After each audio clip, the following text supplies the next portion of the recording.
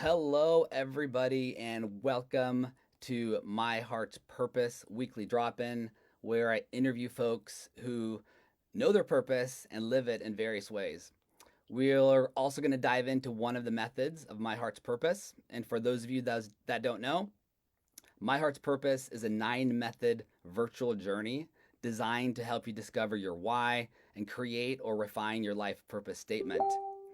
So today, I'm very excited. We are having a guest interview with Brenee Roussel, and then we're going to transition into exploring one of the 9 methods of my heart's purpose with Brenee. I'm so excited.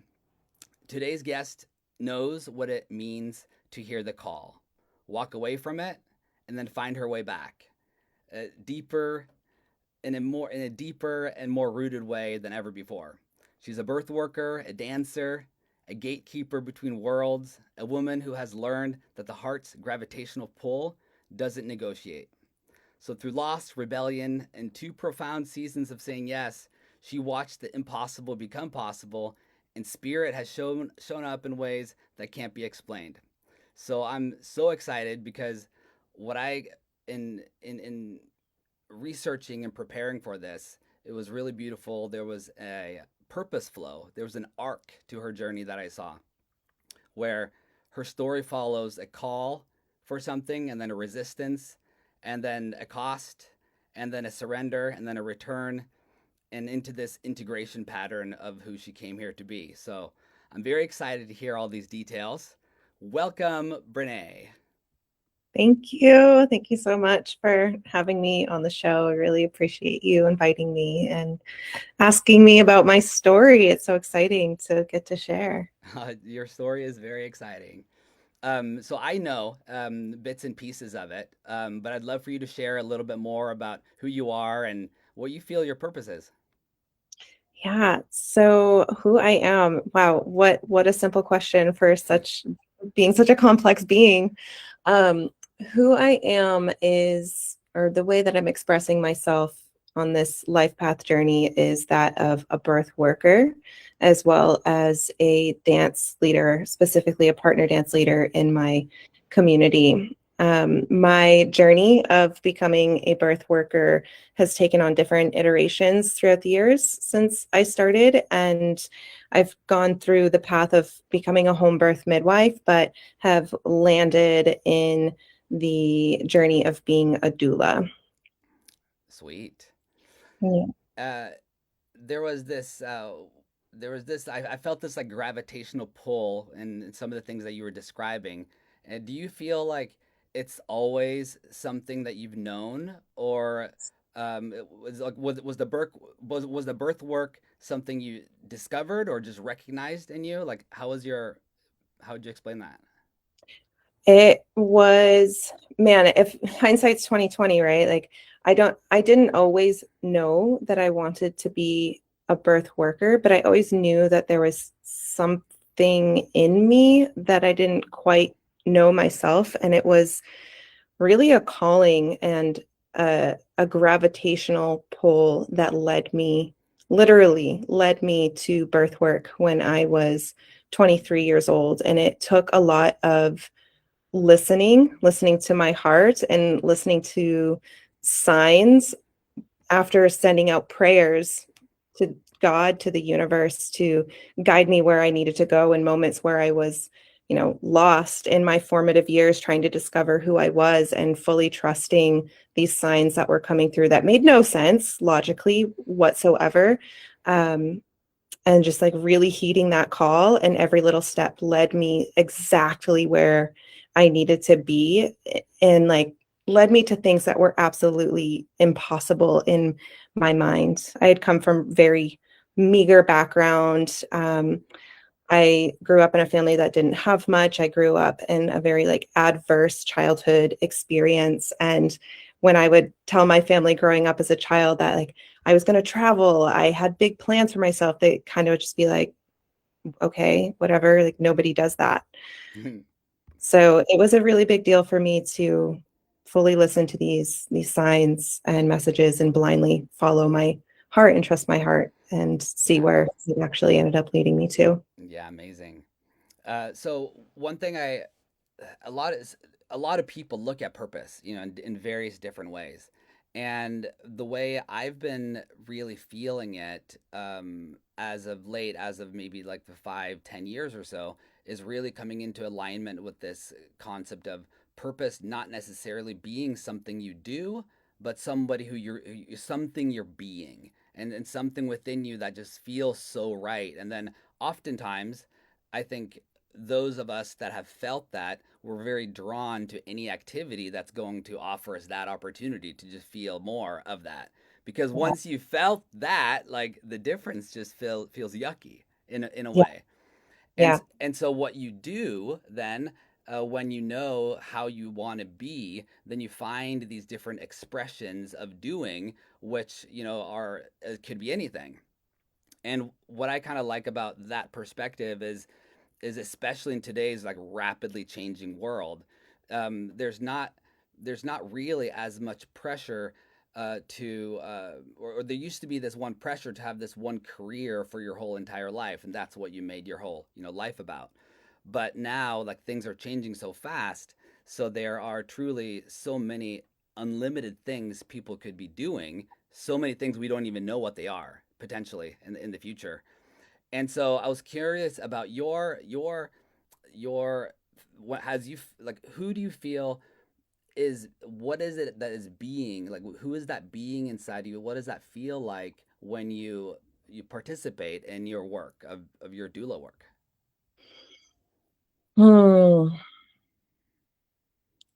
What that feels like when I step into doing my doula work outside of any of these other options of things that I can do is I feel an aliveness in my body. I feel this gravitational pull. I keep speaking to gravitational pull, and that's like the best way I can describe how I've followed my heart and how I know that I am leaning into my heart's purpose is an actual physical sensation that I feel emanating from my chest. Like that is my version of my somatic Yeah. knowing of that I'm on the right track. And I feel bigger than myself. I feel like I almost feel like myself gets out of my way. Mm. Feel like God, creator, spirit, whatever you want to call it, the goddess actually comes through me and works through me. And there's almost like a channel that is opening up and a vibration that's happening in my body. And sometimes I know things without knowing them, or like I can remember things that I had no idea were tucked away or even like actively a part of my consciousness. And it just like weaves together effortlessly in ways that I don't experience anywhere else other than when I'm in a partner dance and in my mindless flow like state. Yeah. Yeah, it's amazing. It's got to be impossible that there are not guides, involved in that process. It's like we're so connected to our own flow and our highest, and it's just so incredibly energizing. Yes. Yeah. Yeah. When I find myself in the birth room and working with a mama where there's not a lot of other people in the space and the physiological birth process is allowed to take place. And what that means, physiological birth process, is that there's little to very no interventions to disturb that very um, tender process. And when I am in that space, it's again like it's like myself kind of takes a step back, like this consciousness part of myself, maybe that's my ego self, just gets to sit back and watch what like whatever's coming through to like tap in and tune in with the mother. And like myself is sitting over here like, whoa, you're so cool, this is so cool. And then just like this all knowing energy dynamic is happening between me and the mother. And it is I just feel so alive. It is everything. Again, I just feel bigger than myself and a part of something so much greater than words can even describe. Yeah, and I just really appreciate the visual I got of the field that you are in. at that time, to feel that, you know, that you're, it's a gift. I think that like being in that state and in that field is a total gift for you, because it feels amazing. It feels so right. It's a gift for the mother because she's being held by somebody who is like emanating that frequency, and it's a gift for the baby because the mother feels it and you feel it, and then they're like being birthed in this state of flow. And that is an amazing way, right, to come into this world. Oh, it's I truly believe that to fix a problem, to fix any problem, what do? You go to the source, right? And it feels like on a global level right now, there's a lot of problems. And if you funnel it down to like what's the issue? Humanity. Humanity is the issue. We've lost touch with humanity. And my belief is that humanity starts in pregnancy Mm, and birth. mm-hmm. And I feel like my purpose work is to get to the root cause of humanity's issues and to support creating more conscious birth portal experiences, because that begets conscious parenting, that begets conscious Yeah, children, that begets conscious adults. yeah, So I feel like I'm getting in there at the very beginning yeah. stages, within one birth at a time. And just to tune in a little bit to what you were just saying previously, like I right before this call that we had, I went to go visit a free birth client of mine, and I had such an incredible birth journey experience with her, where there was just so much psychic connection happening between me, her, and her baby. And I only got to stop in for like 20, 30 minutes. I just wanted to go say hi. It's been a few months since I've seen them. Her daughter just turned 8 months old yesterday, and she's holding her baby like this. And we went to take a picture, and her daughter's just like reaching up Oh, my face and oh, holding my face and like staring into my eyes and oh, oh. face. And all three of us are just like in the field together, as bringing tears to my eyes. And the mother's like, "Oh my gosh, she remembers you. She knows Yeah, you." yeah, Special, special, beautiful way to be able to be raising each other, raising these star beings. yeah. Oh my God, thank you so much. That's so beautiful.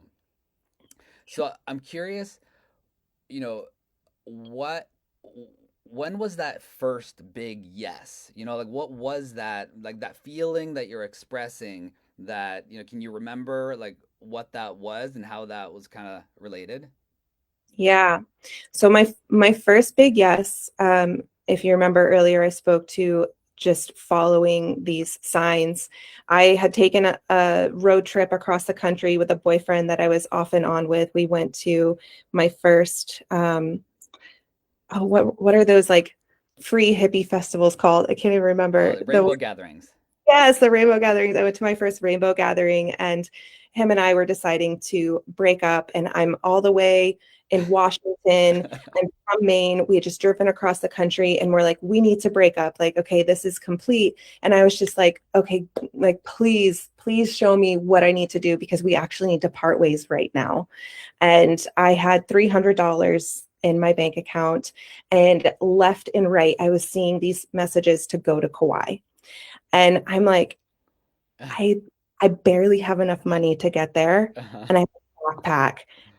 And I just did it. I just went. And I had been there twice before, and had made some very light connections with a couple people. And I contacted one of them to let them know that hey, like I'm coming out to Kauai. And lo and behold, I ended up dating that person, and that person's mother was the island's midwife, and she owned a midwifery birthing center, home birth center on the family property. And I ended up living there on the Wow.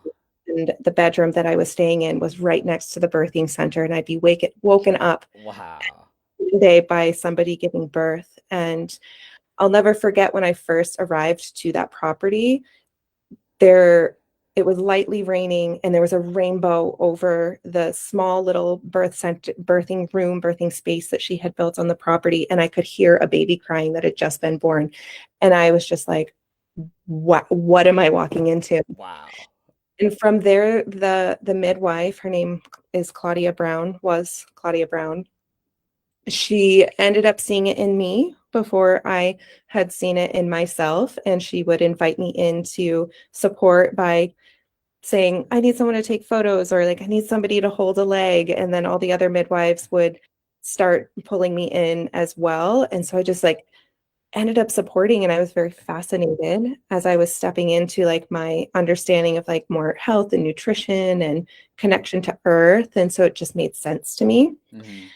But after we broke up, Jesse and I broke up, I moved home to Maine, went back to my regular job, and that was doing nails at the time. And I recognized that I was so attracted to the pregnant women of the spa, and I would ignore my client and just like, oh my gosh, I have to tell you these things that I learned or that I know about. And I just had this like click, this aha moment that happened for me in that moment. And I was like, oh, Yeah. I can see all the connection points here. I was so meant to go on this journey to discover that I'm meant to do this, because I see the way I'm lit up and my attraction fields to this demographic of people. Mm. And I ended up making a game plan of what I was going to do to become a midwife. I had a 5-year extravagant plan because I didn't have the finances to afford to go to college. And later that summer, I ended up going to Burning Man, and I stayed in California afterwards and met up with the father of that family, because I stayed friends with the family after Jesse and I had broken up. I ended up becoming best friends with his sister and just was very intimately woven into this family. So he was in California and we met up for brunch one day. And I got to share with him my like, aha. Sure. And when we were leaving, I went to the bathroom and he walks outside and I see that he's making a phone call in the parking lot, and I'm like leaving him alone because he's, on the call. And when he got off the phone, he was like, I just handed you your life on a silver platter. What? What do you mean? He said that was Claudia, and I shared with her your desires to follow through with becoming a midwife, and she would like to support you by sending you to midwifery school. And if you would like to train under her, get your feet wet, you're welcome to work with her, and she wants you to give her a call. What? And So how long ago was that? About? this was in 2011. Okay. So I give her a call, and sure enough, she confirms that yes, she wants to support me on this journey and offers for me to move back to Kauai to live at the birth center. That I'm also invited to take a doula course that she would put me through as well, so I could get my feet wet before making the plunge for midwifery. And that I could help out at the birth center. So I followed suit. I moved back to Kauai. I lived at the birth center, and I took an extended doula program while I was living at the birthing center with Barbara Esmond. It was called the Sacred Community Birthing Doula Program, and that was a 17-week long course. So I had a very unique experience to be in an extended doula program while living at a birthing center and supporting midwives.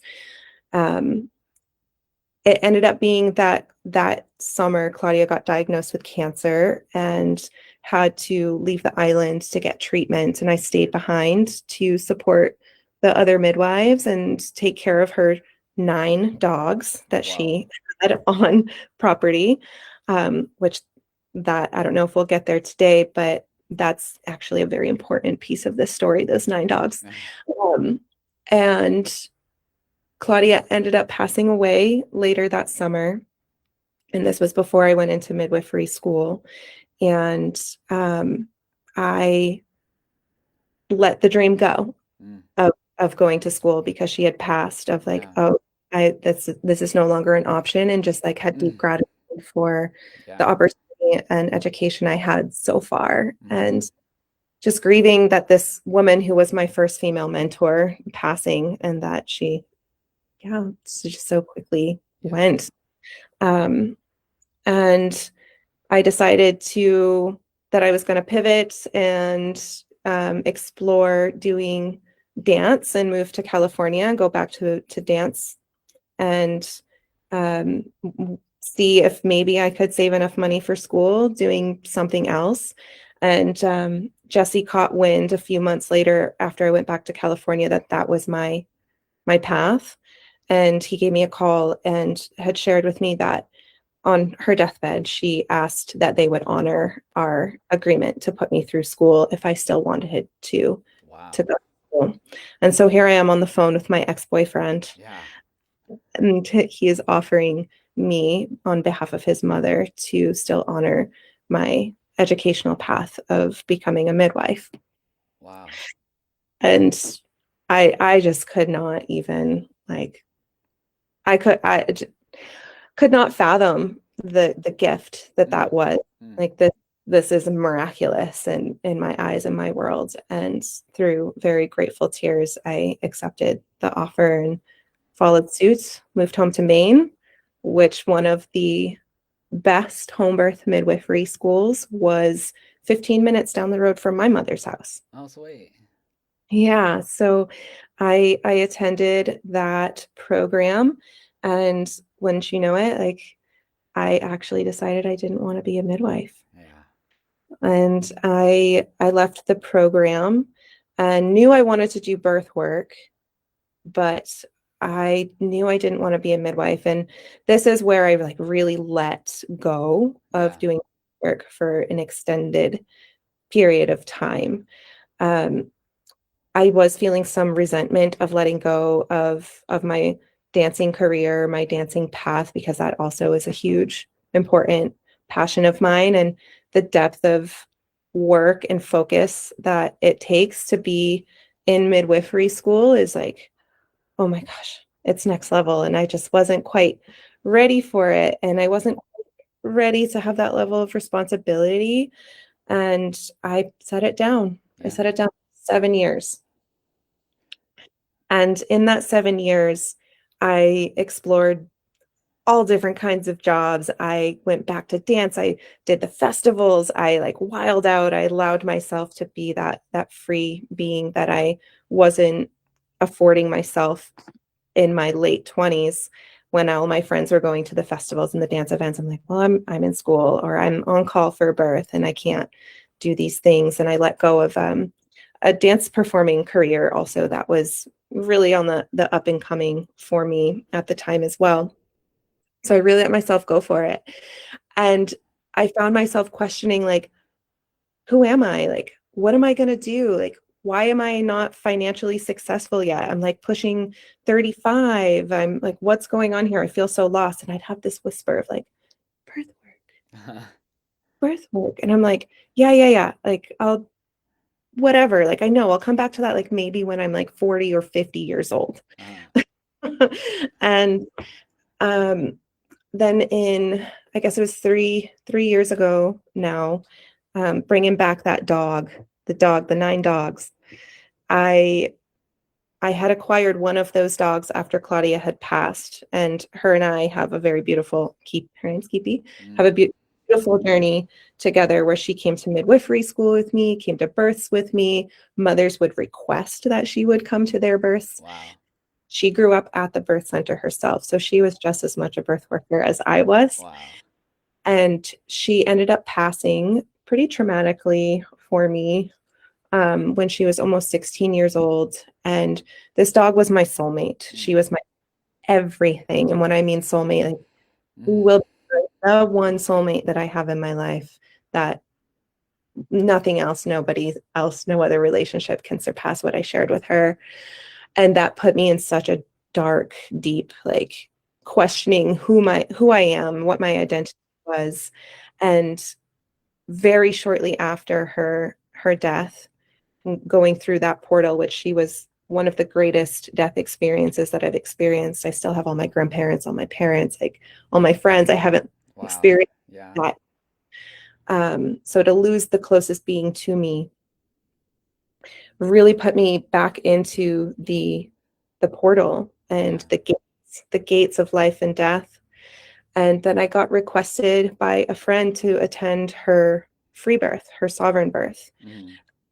I hadn't been to a birth in 7 years at this point and had said no to multiple people along the way that had asked for me to be there. But something about this one felt right. And I said yes and attended her birth 1 month after Kipi had passed. And that whole month, I was like really deep in this life death portal. I was sitting in ceremony in between and like contacting myself, my purpose, Kipi, this portal, birth work, and then went into the birth portal with Mm-hmm. friends. And I was the only person there with them. Wow. And it was a 4 day labor. Wow. What? Oh, my poor woman and child. Oh my gosh. And I call it the birth that changed everything because between having the death portal right here and the birth portal right here, and having it be just me, the father and the mother, and like me not looking to a midwife or a doctor or me being a student and questioning, being like, okay, what do I do here? It was just us.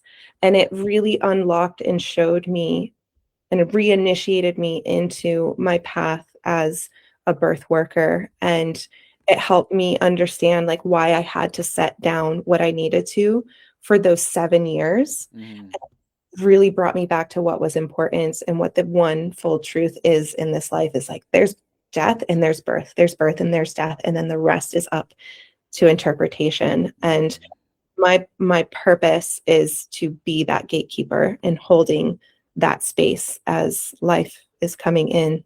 And from there on out, like it's been full send for me. Yeah. I fully said yes. I fully surrendered into my purpose. And again, similarly to having my education provided to me and my first initiation of understanding that birth work is my path, that's happened all over again with supporting me to get back into birth work. And I'm now an insurance providing doula, and I'm making so much financial abundance, and like just one thing after the other is just like back to back, like miracles just like happening for me as I said yes to stepping back into my path and fully feeling ready for it and surrendering to that yes. So Wow. that's that's Wow.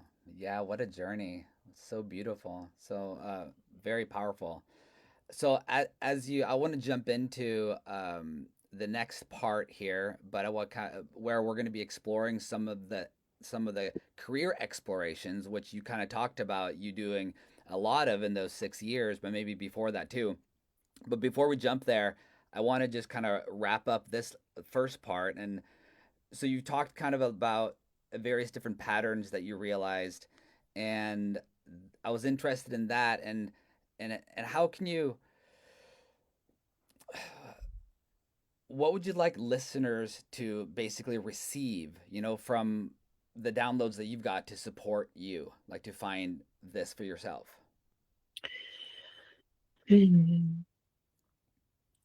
what I would like to share is to really listen to your heart, listen to that pull, like take heed, like explore, get curious with if you're feeling an attraction, even if it doesn't make sense. If you can't make sense of it, but you're feeling this like draw to do it, to follow through and see what's at the end of that attraction point. God's given us attraction for a reason. We're meant to follow that desire. Desire is meant to lead us to what we're meant to do, and that desire does lead us to that joy. And to yeah, give yourself permission.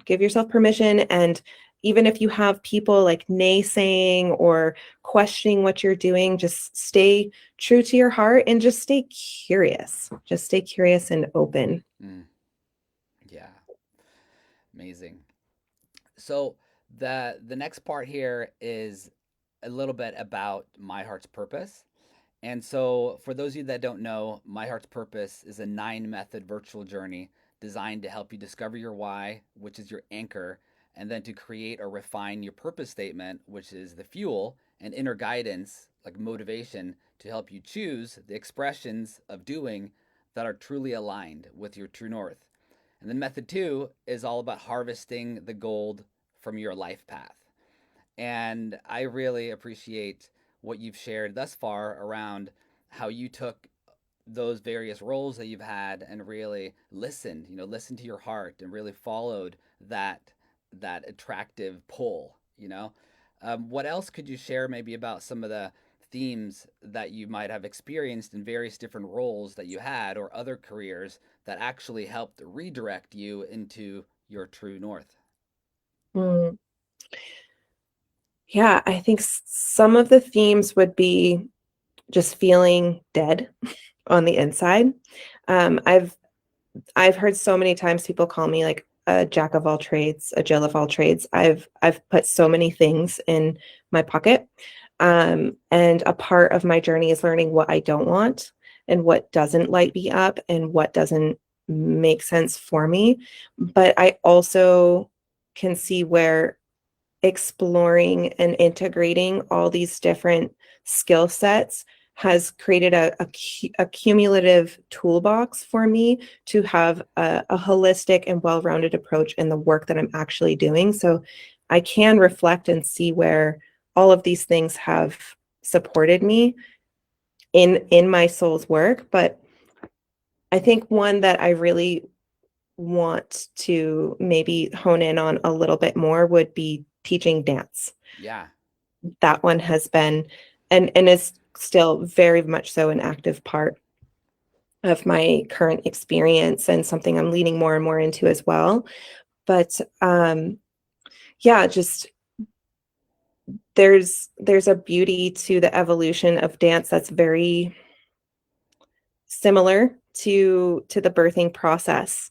There's this acclimating, this relaxation, and this surrendering that needs to happen in both instances that are extremely important to be able to like get into this euphoric surrendered state to touch on this like state of oneness. Mm-hmm. um yeah, that being able to learn how to facilitate dance and usher people, kind of it being a dance doula. I've Mm-hmm. also the word being called a dance doula has supported me for sure in the way that I'm giving care in the birth room too, and the way that I'm giving care in the birth room also informs how I'm teaching dance as well. Yeah. Yeah. Well, I love that you brought up dance because I was going to go off script and talk more about dance because I really enjoy my dances with you. And I know a lot of other people do as well. And what I think that you've learned to do, which is like a genius move, is to find, various different expressions of your purpose so that there's not so much weight on on this like one thing, but you're like diversified, and so you found multiple ways to truly like get to express your purpose. And with regard to partner dance, the way I see your purpose being expressed within that is that when I imagine like me and you have never danced exactly the same every single time. Hmm. Like you never dance exactly the same with anybody else every single time.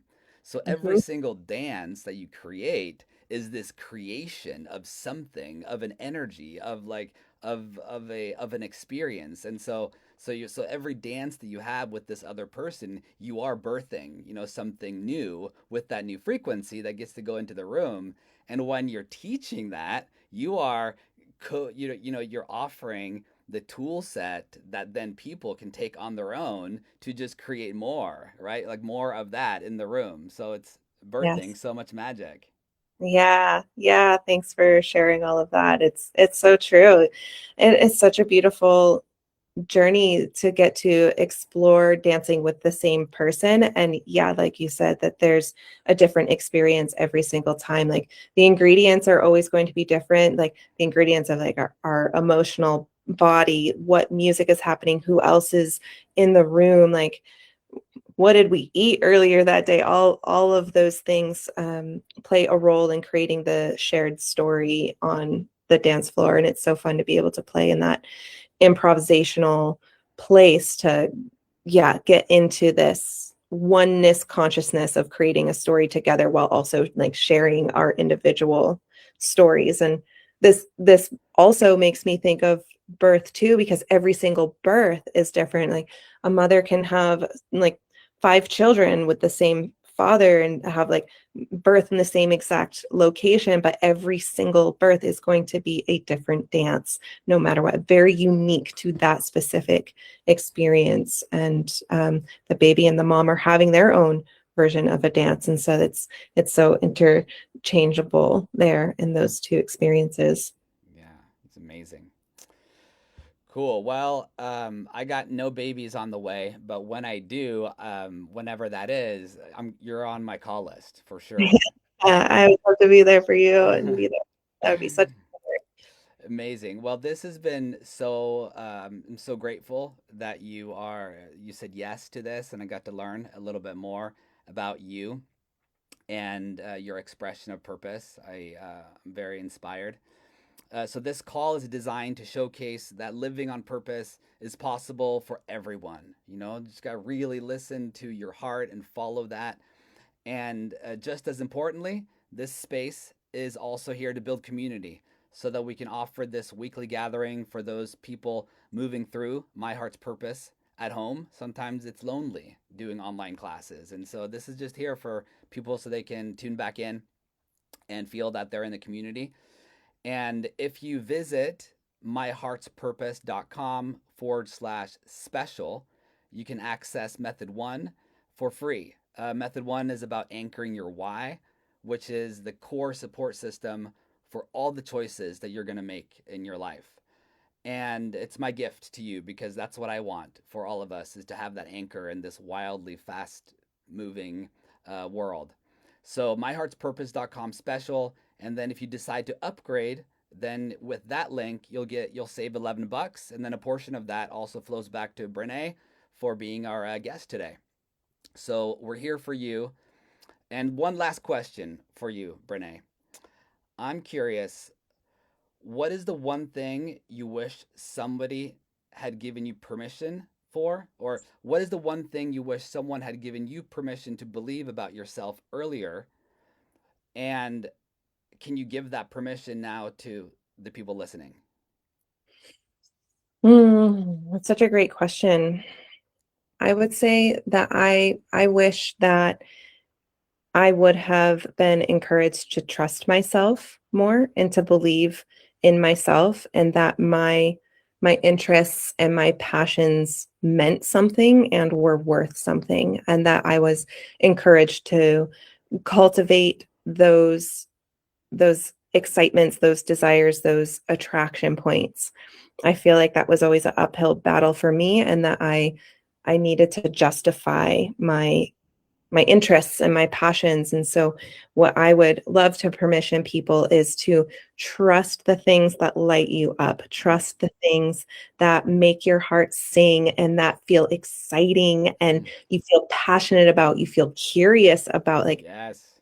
really just permission slips to allow yourself to trust yourself. What a golden thread. Mhm. Golden thread to purpose right there. Yeah. I'm so glad you joined us today. If somebody would like to find you or work with you, how can they connect? Oh, I am actively working on getting a website going, so I wish I could give that off the cuff. Maybe that's something we can retroactively put up, but my business name is Berkana Birthkeeper. That's Berkana